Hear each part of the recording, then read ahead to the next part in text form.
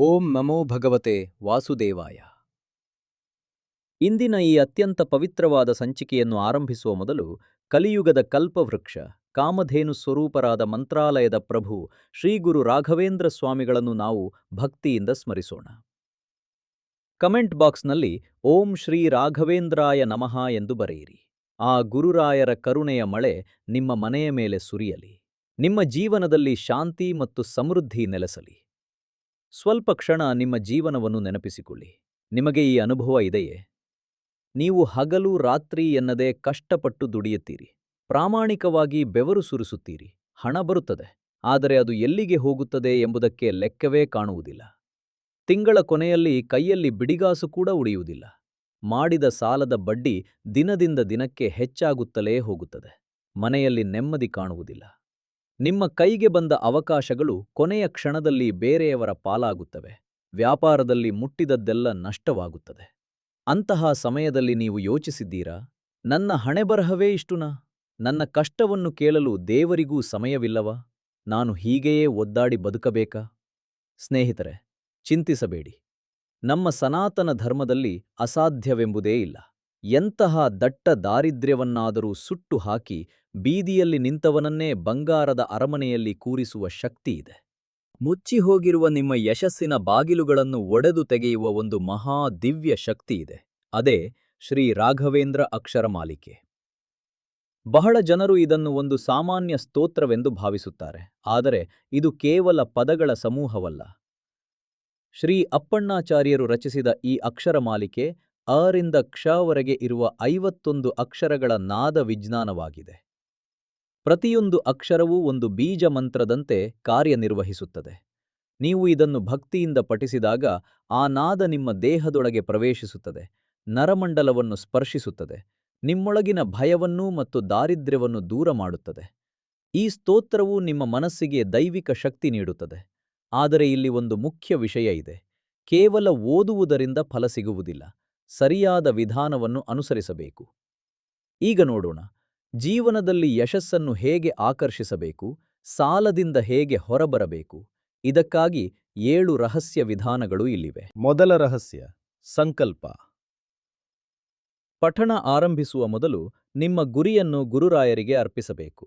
ಒಂದು ಹಳದಿ ಬಟ್ಟೆ ತೆಗೆದುಕೊಳ್ಳಿ. ಅದರೊಳಗೆ ಅರಿಶಿನ ಅಕ್ಕಿ ಮತ್ತು ಒಂದು ನಾಣ್ಯ ಇಡಿ. ಅದನ್ನು ಗಂಟು ಕಟ್ಟಿರಿ. ರಾಯರ ಮುಂದೆ ಇಟ್ಟು ಕಣ್ಣು ಮುಚ್ಚಿ ಹೇಳಿ, ಗುರುರಾಯರೇ, ನನ್ನ ಸಂಕಷ್ಟವನ್ನು ನಿಮ್ಮ ಪಾದಕ್ಕೆ ಸಮರ್ಪಿಸುತ್ತೇನೆ. ಇದು ನಿಮ್ಮ ಬದಲಾವಣೆಯ ಮೊದಲ ಹೆಜ್ಜೆ. ಎರಡನೇ ರಹಸ್ಯ, ಉಚ್ಚಾರಣೆ. ಪ್ರತಿಯೊಂದು ಅಕ್ಷರವನ್ನೂ ಸ್ಪಷ್ಟವಾಗಿ ಹೇಳಿ. ಅದರ ಕಂಪನ ನಿಮ್ಮ ಮನಸ್ಸನ್ನು ಶುದ್ಧಗೊಳಿಸುತ್ತದೆ. ನಿಮ್ಮ ಆತ್ಮವಿಶ್ವಾಸ ಹೆಚ್ಚಾಗುತ್ತದೆ, ಯಶಸ್ಸು ನಿಮ್ಮತ್ತ ಬರುತ್ತದೆ. ಮೂರನೇ ರಹಸ್ಯ, ಪರಿಮಳ. ಪಠಣದ ಮೊದಲು ಗಂಧದ ಕಡ್ಡಿ ಅಥವಾ ತುಳಸಿ ಇಡಿ. ಇದು ದೈವಿಕ ವಾತಾವರಣವನ್ನು ಸೃಷ್ಟಿಸುತ್ತದೆ. ನಾಲ್ಕನೇ ರಹಸ್ಯ, ಶ್ರವಣ. ಸಂಜೆ ಸಮಯದಲ್ಲಿ ದೀಪ ಹಚ್ಚಿ ಕೇಳಿರಿ. ಕೇವಲ ಕೇಳಿದರೂ ಸಾಕು. ಐದನೇ ರಹಸ್ಯ, ಬೌದ್ಧಿಕ ಶಕ್ತಿ. ಈ ಸ್ತೋತ್ರವು ನಿಮ್ಮ ನಿರ್ಧಾರಗಳನ್ನು ಬಲವಾಗಿಸುತ್ತದೆ, ಅವಕಾಶಗಳನ್ನು ತೆರೆಸುತ್ತದೆ. ಆರನೇ ರಹಸ್ಯ, ರಕ್ಷಣಾ ಕವಚ. ನಿತ್ಯ ಪಠಣದಿಂದ ದೈವಿಕ ರಕ್ಷಣೆ ದೊರೆಯುತ್ತದೆ. ಏಳನೇ ಮತ್ತು ಅತ್ಯಂತ ಪ್ರಬಲವಾದ ರಹಸ್ಯ, ವಿಧಿ. 48 ದಿನಗಳ ಮಂಡಲ. ದೀಕ್ಷೆ. ನಾವು ತಿಳಿದುಕೊಂಡ ಈ ಹಿಂದಿನ 6 ವಿಷಯಗಳು ಕೇವಲ ಪೂಜಾ ವಿಧಾನಗಳಲ್ಲ. ಇವು ಬಡತನವನ್ನು ಓಡಿ ಕುಡಿಸಿ ನಿಮ್ಮ ಅದೃಷ್ಟವನ್ನು ಬದಲಾಯಿಸುವ ಅಡಿಪಾಯಗಳು. ಆದರೆ ಇಲ್ಲೊಂದು ಅತಿ ಮುಖ್ಯವಾದ ಎಚ್ಚರಿಕೆಯಿದೆ. ಈ ಕೆಲಸವನ್ನು ಕೇವಲ 1 ಗುರುವಾರ ಮಾಡಿ ಮಾರನೇ ದಿನವೇ ನನ್ನ ಸಾಲ ತೀರಲಿಲ್ಲವಲ್ಲ ಎಂದು ನಿರಾಶರಾಗಿ ನಿಲ್ಲಿಸಬೇಡಿ.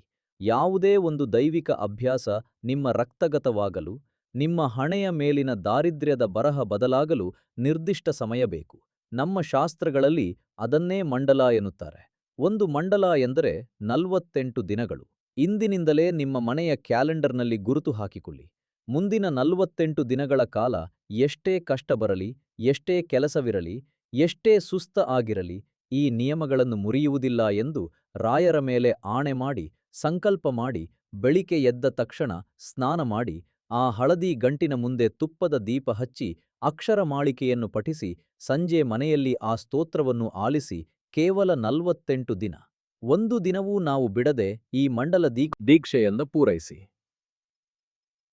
ನೋಡಿ, ನಿಮ್ಮ ಮನೆಯ ಚಾವಣಿ ಹರಿದುಕೊಂಡು ಬಂಗಾರ ಬೀಳದೆ ಇರಬಹುದು, ಆದರೆ ಅದಕ್ಕಿಂತ ಮಿಗಿಲಾದ ಶಾಶ್ವತವಾದ ಅವಕಾಶಗಳ ಮಳೆ ನಿಮ್ಮ ಜೀವನದಲ್ಲಿ ಸುರಿಯುತ್ತದೆ.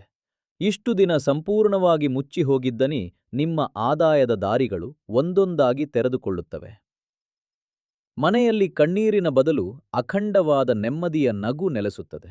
ಈ ವಿಡಿಯೋದಲ್ಲಿನ ಮಾಹಿತಿ ನಿಮ್ಮ ಮನಸ್ಸಿಗೆ ತಲುಪಿದ್ದರೆ, ನಿಮ್ಮ ಎದೆಯ ಭಾರವನ್ನು ಇಳಿಸಿದ್ದರೆ, ದಯವಿಟ್ಟು ಈಗಲೇ ವಿಡಿಯೋವನ್ನು ಲೈಕ್ ಮಾಡಿ. ಈ ವಿಷಯ ಇನ್ನಷ್ಟು ದೈವಿಕ ವಿಷಯಗಳಿಗಾಗಿ ಸನಾತನ ಪಥ್ ಕನ್ನಡ ಚಾನೆಲ್ ಅನ್ನು ಸಬ್ಸ್ಕ್ರೈಬ್ ಮಾಡಿ. ಮುಂದಿನ ವಿಡಿಯೋದಲ್ಲಿ ಮತ್ತೆ ಭೇಟಿಯಾಗೋಣ. ಸರ್ವೇ ಜನ ಸುಖಿನೋ ಭವಂತು. ಲೋಕ ಸಮಸ್ತ ಸುಖಿನೋ ಭವಂತು.